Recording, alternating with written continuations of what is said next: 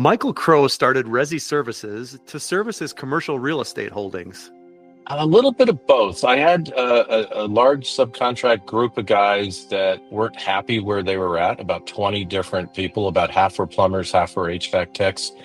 And so they were looking to go out on their own. And I said, well, rather than do that, why don't we start this together? I'll own it. We'll have this deal and I'll help finance the growth on our property than any others that we go into. Recognizing a good opportunity when he saw one, he's now expanded into residential plumbing and relining. Listen in. Michael Crow, you have got an interesting background. First of all, you've got a master's degree from Harvard, and you're the first interviewee I've ever done that has a master's from Harvard. How did you get into this whole, I think you were never, this is going to sound weird, but you were never actually a plumber. You just acquire plumbing businesses and kind of roll them into one big conglomerate. Do I understand that right? Yeah, you do. Look, I have a lot of respect for plumbers. I've been in the real estate business for a long time. And in fact, how I got into the trades was really having difficulty in the Southeast for a lot of the apartment properties that I had acquired, just getting help in some of the markets we were in. And so we started a commercial plumbing and HVAC and other business. And that became part of the whole business strategy for me, which is buying the real estate and doing a lot of the work on it.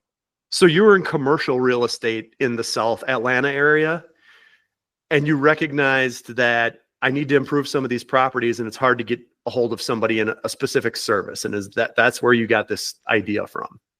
Yeah, exactly, Jeff. So I was looking at it going like, I'm having trouble getting attention, and a lot of the new build was going on, and a lot of the trades were really focused on some of the new developments going. And so it was just a shortage of talent and people, and tried to acquire and start some businesses. Give me a time frame here. How far back are we going? Going back 10 years, 20 years, 30 years? About 2015, 2016, so a little short of 10 years. And right when things were kind of coming back, and we'd gone through that problem in 2008 that we all felt in every aspect of the world, Especially pretty in real much. estate. Yeah, that was the graveyard days. And then from there, a couple years to kind of sort it out, and then started acquiring multifamily properties in the Southeast. In 2015, you recognized that it's hard to get a service company to come work on your stuff. What does that first acquisition look like? Do you just, do you jump on Google and search plumbing company for sale Atlanta? I mean, is it that simple? I wish it was that simple. It's actually pretty difficult. So there are some established ways to go out and find things. There's websites and marketplaces that exist where people can list their business for sale. But as the case for a lot of things in life, the ones that you really want to try to acquire aren't necessarily for sale right now, and you have to build relationships and have introductions. And a lot of times it was people I was already working with that were small, and they wanted to grow, and so it was easier for them to kind of team up on it and roll into my operation and try to grow their business. So did you start the operation? It wasn't really an acquisition to start. Did you start essentially a commercial plumbing company on your own and went out and hired guys, or did you do an acquisition to get it started? A little bit of both. I had a large subcontract group of guys that weren't happy where they were at, about 20 different people, about half were plumbers, half were HVAC techs. And so they were looking to go out on their own. And I said, well, rather than do that, why don't we start this together? I'll own it. We'll have this deal, and I'll help finance the growth on our property than any others that we go into. So define Start It. Is this a business, and what's the name of it? Yeah, it's under Rezy Services. And then we've now expanded and merged the commercial plumbing into Z Plumbers, which we now have all of Atlanta metro market. And that was because we didn't do anything in the residential side. So, for me, it was a new business and new ways to get leads. And a lot of the problems you run into in residential are very different than commercial. So it made sense for us. In 2015, you start Rezy Services. You get this group of subcontractors you've got together. As far as like the business structure goes, the startup capital came from your commercial real estate side. Was this all self-funded? Did you have other backers with you? What did that look like? Yeah, I definitely had some private equity backing and some high net worth families on the real estate side because they were fairly large properties, 100 to 500 unit properties. And so over time, it got to over 5,000 units. On the startup capital that did come from the profits in the real estate that I reallocated into this, is I tell everybody, I started to understand that selling picks and shovels to gold miners was a pretty good way to go. So I didn't have to be in the gold mining business as long as I thought. You got this group of guys together. You start out as a business. Are you just servicing your own properties to begin with and then hoping, or anticipating growth into other segments, and that was keeping you busy? Like, what does the growth pattern look like when you start this? Yeah, Jeff, that was exactly that way when I started. It was to service our own property, then we were still acquiring. And then I reversed course about 3 years ago when interest rates started to move and I saw what was happening, started selling off the properties and then moving into doing third-party work for others. So that was about a 2-year journey of the last 2 years. Well, when you're doing your own properties, is there like a separation of church and state, so to speak, where you actually billing corporation A? Like how is there profit in a company when you're really just doing your own service work? I understand there's the savings. Like I understand, okay, it's now you're not hiring guys and paying them, but how are you creating a business portfolio for the service company as a standalone entity? Am I making sense? Yeah, it's actually the intramurals inside the family can get pretty tough. So, the property managers are trying to keep the costs down. They don't always agree with the prices that the service guys want to do, and so they come out and do a plumbing job. And in some of these older properties, these plumbing jobs could get into the six figures with some of the 40, 50-year-old pipes. So, But you were doing plumbing jobs at properties you owned with your own yes, service company. So are you billing company A from company B so there's the proper like allocation of cash flow to make it look like so you can understand the books on both companies? absolutely. Yeah, it has to be arm's length. And actually, the rule was we have to save 10% over what anybody else would charge. And we would oftentimes document that, especially if the job was large, because it was going to the banks for approval. So there Sure. was some third-party verification on it. That was my question. And then as you start to grow and get business from people who are different, not your Mhm. own, umbrella of holdings, that's a little bit easier to dissect and put onto the books. How long did it take you to grow the portfolio to be something that wasn't just your own work? Does that happen right away in year one? It didn't for us. Maybe some other people would be a little more successful, but we were busy and we came out of COVID and there was a lot of turmoil in the Southeast as well as the rest of the country with particularly commercial apartment properties and all. And we weren't in the residential market at the time. So we continued to try to expand in commercial plumbing.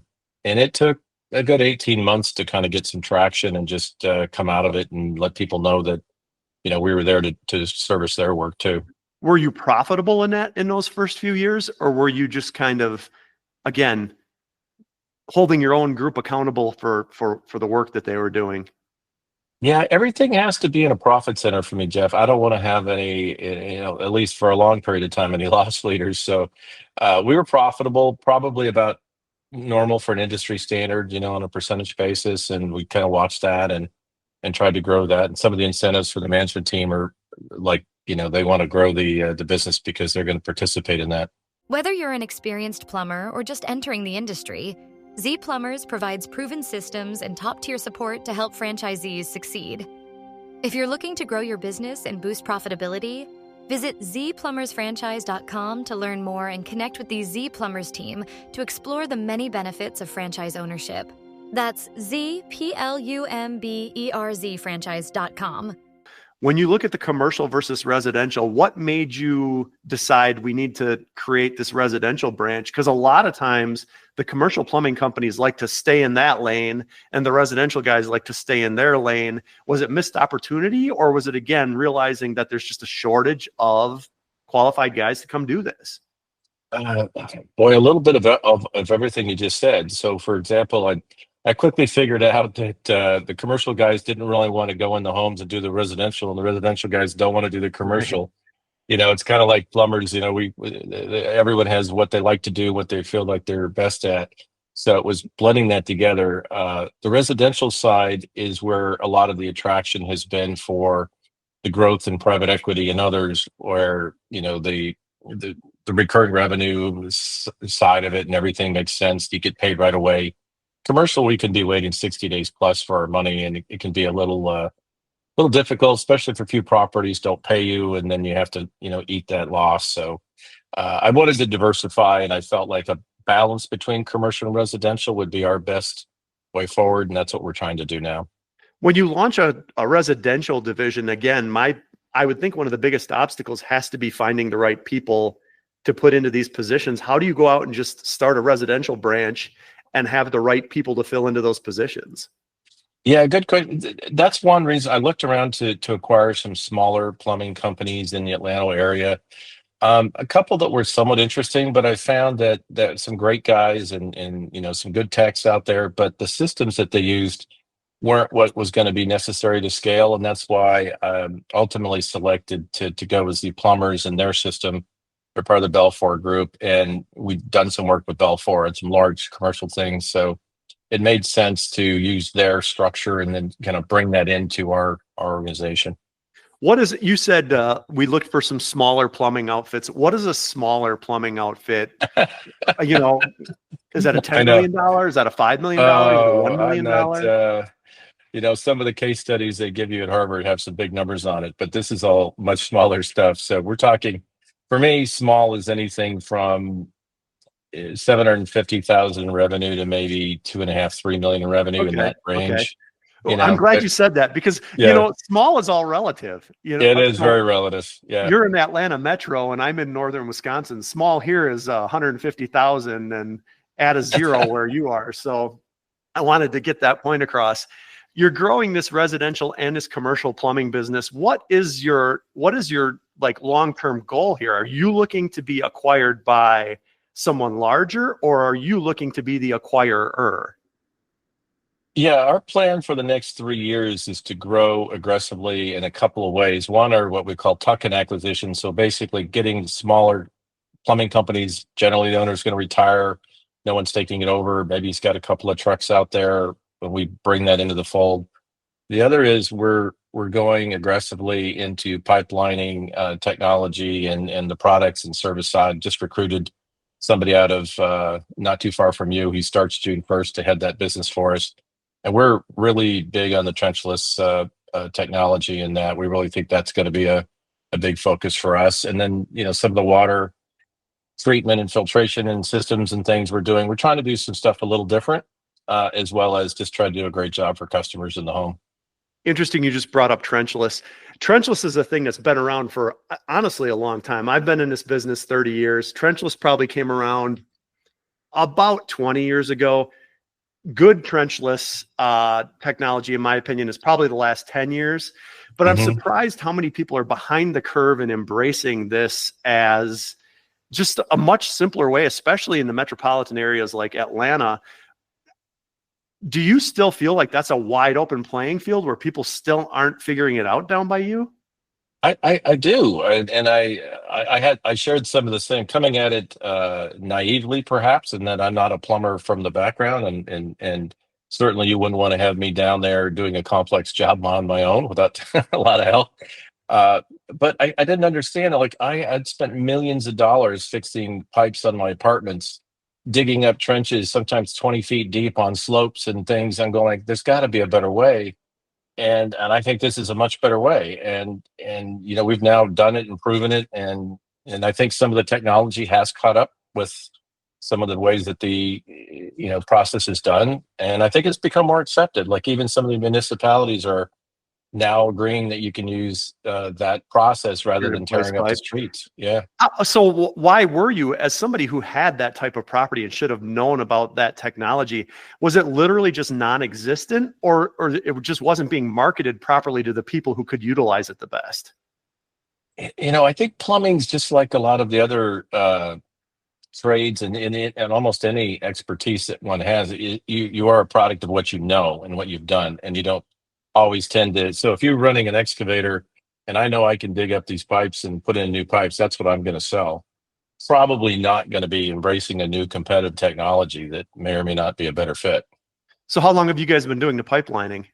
We're just starting it now. I've done it with some subcontract relationships first to prove it out on the apartments, and now we're getting on the residential side. And it's been done, as you know, in Atlanta and the markets that I'm in Massachusetts now. So I've recruited guys that have been doing this for a while, and we've got teams that are on the ground doing it. Whose system are you using? Or are you using multiple? We're using two different ones, and we're right in the middle of a contract negotiation with the two. So I'll probably shouldn't say their names until No, we. that's fine. That's fine. Yeah, No yeah. worries. Do they help you figure out? So when this is something I'm going to call so new for you, at least, how are Yes. you determining your pricing and things like that? Is that kind of shooting from the hip, or is there a playbook to go by? Yeah, great question. Good boy, it seems to be all over the place when we get the estimates coming back. We rely a lot on the experience of the guy who's running that business for me, and then also the relationship we have with Z Plumbers, that they've done this as well. So we'll kind of, especially in the six-figure jobs, we're going to probably spend some time on the estimation and scoping of that, with them. But it's definitely a little bit of an art form too, right? It's not so easy. Like in construction, oftentimes you just take the materials, the board feet, whatever, and then multiply it out. And here, there's so many different ways to do it that it really can be a little complex. Well, and variables too. Now you can inspect a Yeah. line, but this is all still stuff underground. Where are the roots? Right. Where are the cracks? Where's the break? How far are we going? What happens if we, a lot of things can still go wrong in relining. They can collapse. So there's all these Yeah. variables where that's why I was curious. When you're a new company, I would think if you're jumping into this, you would almost have to find somebody who has a little bit of experience in it. Yeah, the gentleman who runs that business for me has been doing it for 10 years, and he's run an 8-figure business in this. So when I got good people, right? That's the only way to do this. You've got to have talented people. We consider ourselves a real plumbing company. We're not, we're not scared to do the hard jobs. That's really what we want to focus on. You're diversified into, I think, some other geographic areas outside of Atlanta too, aren't you? Yeah, we're pushing into both Long Island, New York, and also Boston and the surrounding Massachusetts area down through Cape Cod. All three of those are, Boston, New York, okay, a little bit close, but to jump from Atlanta to New York, is there any problems or interesting things that come up trying to manage places in diverse locations? Because what plays in New York doesn't necessarily play in Atlanta. Great question. I mean, ultimately, all business is local, right? So you got to kind of have guys that understand that, whether it's inspectors and pulling permits or, the types of things. But we try to take the approach that we're going to use our best practices and our best ideas across the business, and even some of the people will help each other out. So I think it's a positive more than a negative to be able to move into some different markets like this. But are there obstacles to overcome as far as like pricing? I would imagine can't even be the same. You can't say it's X dollars per foot, or, flat rate pricing in plumbing is super common. Is the flat rate pricing book in New York the same as it is in Atlanta? No, it's Right. not. Yeah. So you take your flat rate book and you look at the market pricing, and then you have guys who've been doing this for 20 years in the market, and you come up with a local market book pricing, and then, pretty much stick to that, with the exception being some large job that comes out that you have to do separately. Of course. When you jump into a crystal ball, where do you see these, whether it's the commercial or the residential side, where do you see the biggest opportunities in the next several years? I believe in plumbing that our biggest opportunity is in some of the new. It's not new technology. It's just call it a better way to go out and market it and service it. So, we think a combination of residential, commercial, and pipelining is going to be kind of our three-pronged approach to it. And then, over the next 3 years, we're going to try to grow pretty aggressively. And then my goal is to have a employee-owned company with the trades guys being part of that. So everyone's going to be participating as an owner in this whole business. I think that's the right structure long-term for the trades. And that's something that my family and I would love to have for a long period of time, working Create with some guys. type of ESOP type ownership deal. Yeah, exactly. Yeah. You touched on it. You just said the word marketing. What is the marketing strategy when you've got a company that's this big? Are you still taking those traditional avenues? Is it word of mouth, or is there a large Google ad spend? What is it? The Yellow Pages have been gone for 20 years now, so Yeah, I but can't look you up there. you and I still remember the Yellow Pages, so that's just good. My kids still look at me like, "What are you talking about, Yellow Pages?" But Yeah. Could you but yeah, imagine? You had to name your company with a double A just to be first. Aardvark Plumbing. everybody was A1, AA, Triple A, AAA, triple A, AAA. Aardvark. Yeah. So what is the Well, marketing strategy for a company like yours?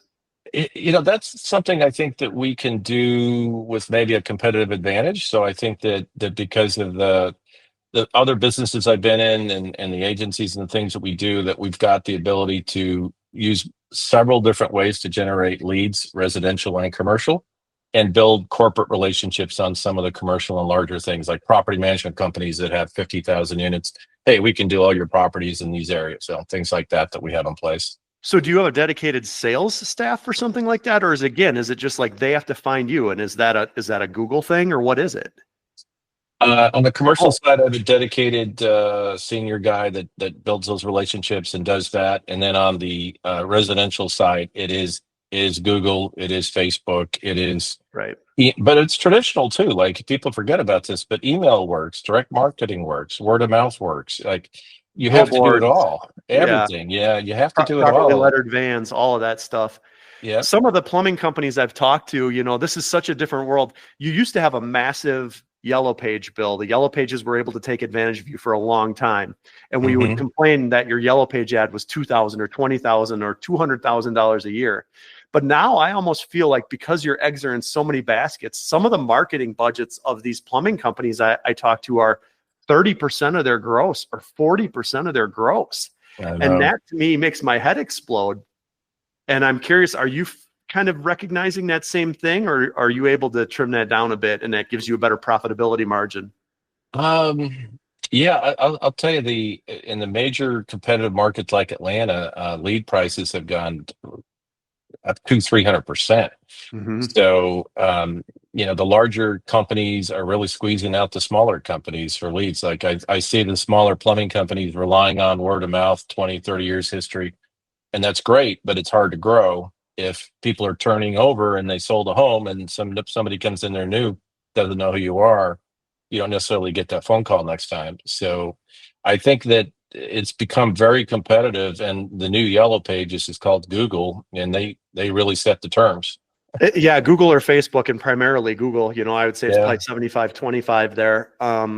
You said something there. Sadly, you think when you're starting to squeeze those smaller companies out who just can't compete on whatever it is, whether it's marketing budget or, just keeping up with the technology to run a company of that size in your type of market, that's probably what leads to your best acquisition opportunities, I would think. Those are things that turn from companies into maybe just jobs.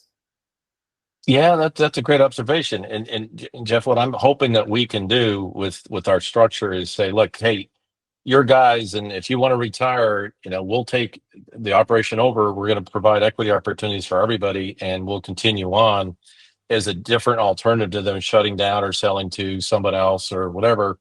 That's what we want to try to do. Is we want to be the preferred group to call when you want to sell your business and have it handled well. Looking back at, the last almost 10 years you've been doing this, what is the biggest lesson you learned? Oh boy. Pick your partners carefully, and it's always harder than you think it's going to be. So I have this thing that I said, ignorance is a useful tool, because if I knew how hard everything was going to be, I'm not sure I could have always got myself to do it. Learn more about Michael and Rezy at rezyservices.com. That's REZY services.com. Please be sure to like and subscribe to keep more of this great content coming.